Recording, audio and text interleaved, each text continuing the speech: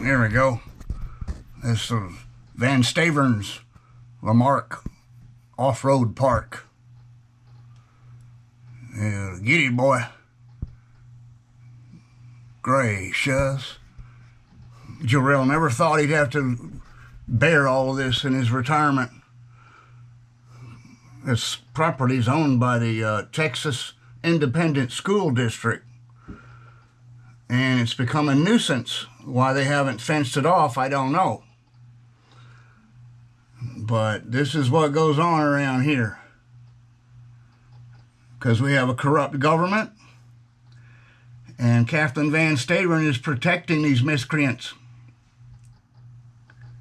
She's involved with them. I got this at half speed.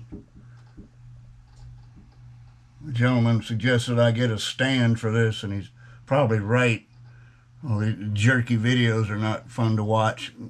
Make some people dizzy or delirious or sick to their stomach or have a conniption fit or something, you know. I wouldn't want that. Oh, no. Chevy power, baby. No.